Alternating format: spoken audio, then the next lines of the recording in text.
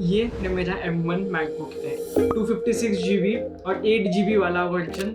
और इसी M1 से मैंने सारे 4K में वीडियोस एडिट किए, क्लाइंट्स के तक प्रोजेक्ट इससे हैंडल किए, वेब डेवलपमेंट इससे सीखा। 3 साल दिन में 4 से 5 घंटे मिनिमम और मैक्सिमम 8 से 9 घंटे यूज के बाद इसके चार्जिंग साइकिल्स 385 हुए हैं और बैटरी कंडीशन 84% पर है। मैं ये वीडियो टेक्निकली नहीं बना रहा हूँ कि ये लैपटॉप इतना कोर हिट करता है, ये लैपटॉप में इतना परफॉर्मेंस है। मैं बस अपना पर्सनल यूज केस शेयर करना चाहता हूँ, जहां पर मैंने इसे जैसे यूज किया। 256 GB की स्टोरेज मैंने कैसे इस्तेमाल की और ये 8 GB रैम में वीडियो एडिटिंग के साथ कैसे चलता है। फर्स्टली अगर मैं सीक्वेंस में जाऊं तो एप्पल डिवाइसेस को मुझे अपडेट करना पसंद नहीं है। मेरा पर्सनल एक्सपीरियंस ये था कि जब भी मैं अपना मैक अपडेट कर रहा था वो मैक स्लो हो रहा था। इससे पहले जो इंटेल का मैक था जो मैंने रिप्लेस करवाया वो कैटलिना पर चल रहा था। मैंने जब उसको बिग sur पर किया था तो वो लैग होना स्टार्ट हो गया था, इवन फाइनल कट अच्छे से चल नहीं रहा था। मैंने उसको वापस सर्विस सेंटर में जाके मैंने बोला वर्जन हमको डाउनग्रेड करके दो, तो मैंने वहां से वर्जन डाउनलोड किया क्योंकि मेरा काम इन डिवाइसेस से अटक जाता है नहीं हुआ तो, और दूसरे अफोर्ड करने के मेरे पास पैसे नहीं है। सेकेंड चीज स्टोरेज। 256 GB स्टोरेज के साथ मैंने कैसे एडजस्ट किया। डेस्कटॉप पर मेरे कुछ फाइल्स नहीं होते, डाउनलोड्स में मेरे कोई फाइल्स नहीं होते, सारी चीजें ऑनलाइन ड्राइव पर सेव करता हूँ। डाउनलोड सिर्फ वही चीजें करता हूँ जो कि मुझे काम की होती है। डॉक्यूमेंट्स एक बार डाउनलोड हो जाए फिर मैं उसको डिलीट कर देता हूँ। फाइल मैनेजमेंट और ऑर्गेनाइजेशन पूरा एकदम एकदम शिद्दत से करता हूँ मैं ऑर्गेनाइजेशन।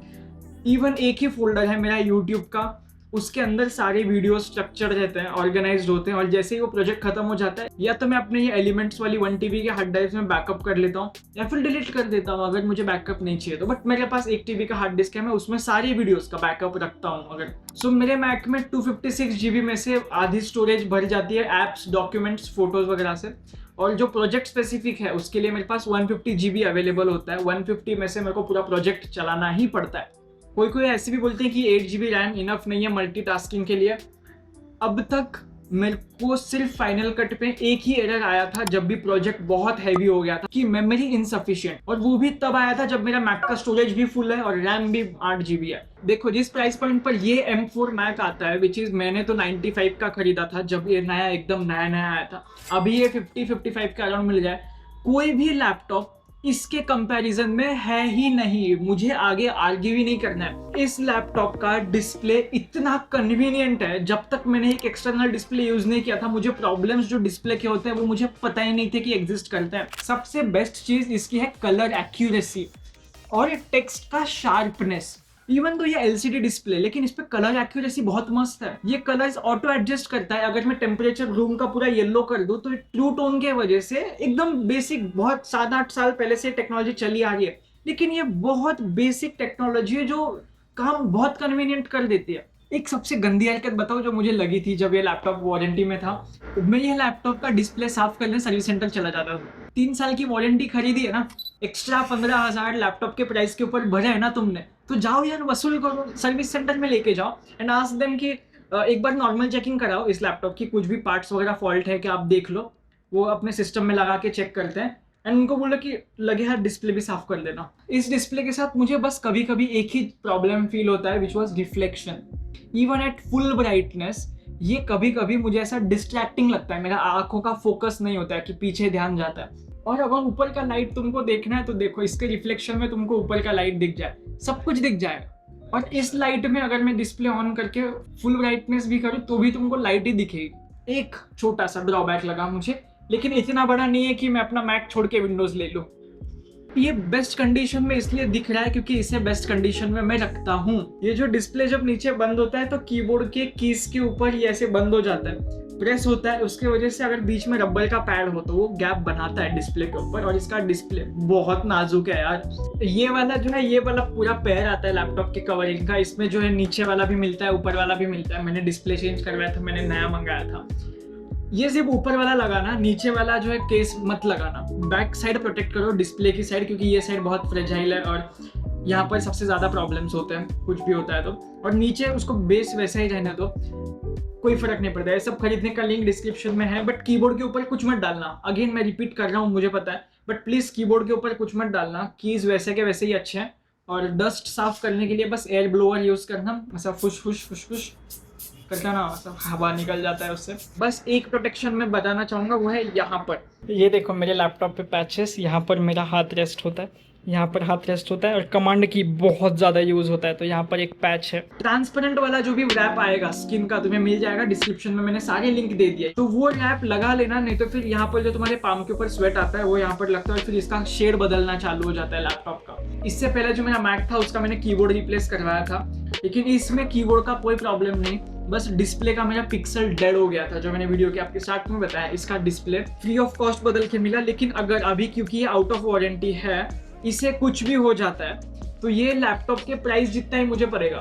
सो अगर आप M1 मैक ले रहे हो, फिर कोई भी मैक ले रहे हो, मैक M3, M4, एप्पल का एप्पल केयर प्रोटेक्शन प्लस आता है, आई विल रिकमेंड दैट कि भाई ले लो, 3 साल तक तुम्हारा लैपटॉप प्रोटेक्टेड रहेगा, एंड बैटरी वगैरह सब अपडेट करके चेंज करके मिल जाता है फ्री में अगर कुछ भी हो जाता है तो। इस लैपटॉप के साथ मुझे एक और पॉइंट आपको बताना है, विच वॉज ट्रैवलिंग।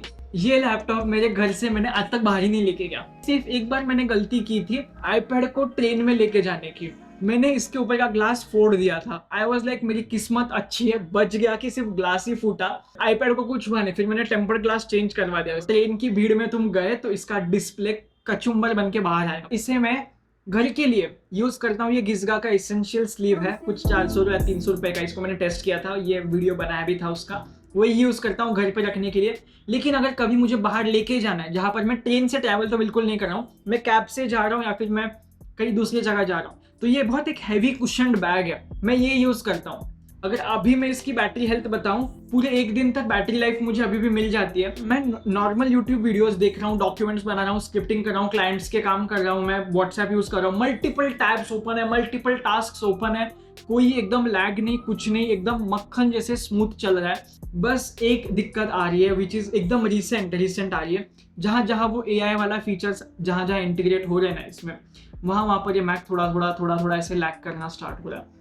कि टाइप करते टाइम मुझे चैट जीपीटी सफारी में लैग होता है। अब वो चैट जीपीटी का लैग है कि सफारी को रैम कम पड़ जाए, वो मुझे आइडिया नहीं है, बट थोड़ा सा लैग है। M1 लेने का सोच रहे हो तो आज भी ये उतना ही पावरफुल लैपटॉप है। मेरे ये वाले एडिट्स भी इसी लैपटॉप पर होते हैं। सबसे बेस्ट फीचर मुझे इसका वो माइक ही लगा कि मैं बोलता जाऊँ और ये टाइप कर बहुत। Hello, if you are still watching this video until this part, अगर ओवरऑल 3 साल का एक्सपीरियंस मैं इसमें काउंट करूं तो फाइनेंशियली मैंने बहुत अच्छी अर्निंग की है इस लैपटॉप से।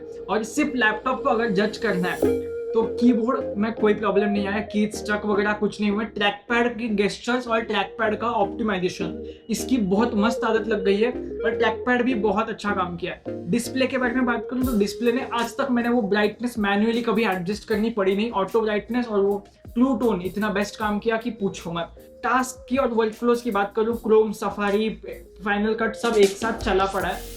एडिटिंग कर रहा हूँ, फाइल्स ऑप्टिमाइज्ड है, प्रॉक्सीज बंद है, बैकग्राउंड रेंडरिंग बंद है, उसके वजह से बहुत अच्छा काम करता है। और फैनलेस डिजाइन, इन दोनों का एक मुझे रिसेंटली एक नया फीचर पता चला, विच वॉज कि मेरे पास पहले AC था नहीं, मैं फैन में बैठ के काम करता था। तो अभी मुझे ऐसा पता चल रहा है कि अगर हम इस लैपटॉप को AC में लेके बैठे तो ये लैपटॉप का परफॉर्मेंस थोड़ा इंप्रूव होता है। ओवरऑल आज भी अगर मुझे कोई बोले कि यार तुझे M1 दे दूं क्या, मैं खुशी खुशी ले लूंगा।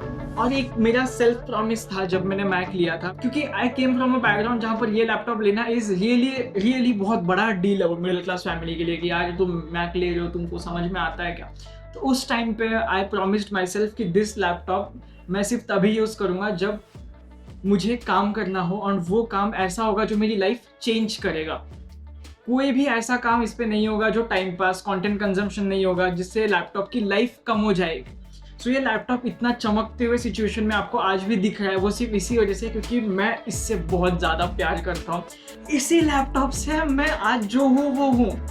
इसने अलाउ नहीं किया गेम खेलने, क्योंकि गेम चलते ही नहीं है, तो आया था कि क्या करूँ, वीडियो बना के एडिट करता हूँ। सब कुछ इसी लैपटॉप से सीखा है, और पूरा अर्न भी आज तक मेरे टेबल पे फूड तक इस लैपटॉप की वजह से आता है। मैं ये नहीं बोल रहा हूँ कि अगर तुमको कुछ करना है तो तुमको एक हैवी एंड लैपटॉप लेना है। तुमको एक डिसिप्लिन लगेगा, तुमको एक सेल्फ प्रॉमिस लगेगा कि जो भी लैपटॉप में तुम इन्वेस्ट करोगे, यू विल मेक श्योर तुम उससे अपनी लाइफ चेंजिंग और लाइफ इम्पैक्ट करने के काम करो। तुम यूट्यूब, म्यूजिक वगैरह वगैरह उसमें कुछ नहीं देखोगे।